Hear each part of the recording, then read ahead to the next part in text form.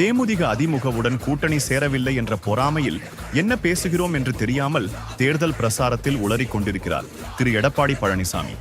அது மட்டுமல்ல, 4 ஆண்டுகள் முதலமைச்சராக இருந்தவருக்கு தமிழ்நாட்டில் அங்கீகரிக்கப்பட்ட கட்சி எது, அங்கீகரிக்கப்படாத கட்சி எது என்பது கூட தெரியாமல் கூட்டணி கட்சிகளுக்கு தலைமை தாங்குவது வேடிக்கையாக உள்ளது.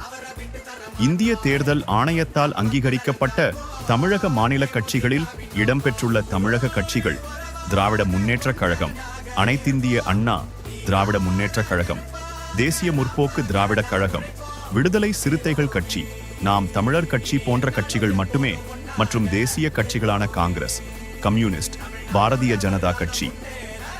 எடப்பாடி பழனிசாமி திமுக கூட்டணியில் உள்ள தேமுதிகவை விமர்சிப்பதாக எண்ணிக்கொண்டு அதிமுக கூட்டணியில் உள்ள கட்சிகளை இழிவுபடுத்துகிறார் போலும். காரணம், அதிமுக கூட்டணியில் உள்ள கட்சிகளில் அதிமுக மற்றும் பாரதிய ஜனதா தள கட்சியை தவிர எந்த கட்சியும் மாநில அங்கீகரிக்கப்படாத கட்சிகள், அதாவது லெட்டர் பேடு கட்சிகள்.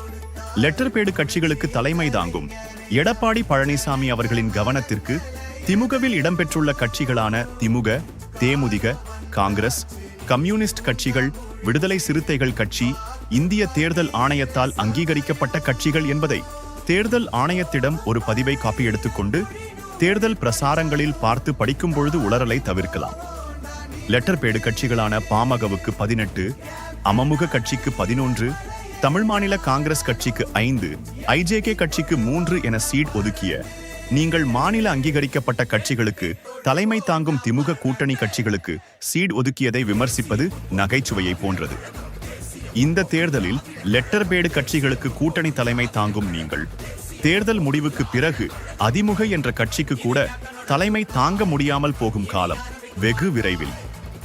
விடுதலை சிறுத்தை கட்சிகள், திருமாவளவன் தலைமையில் இருக்கின்ற விடுதலை சிறுத்தை கட்சி எவ்வளோ போராடி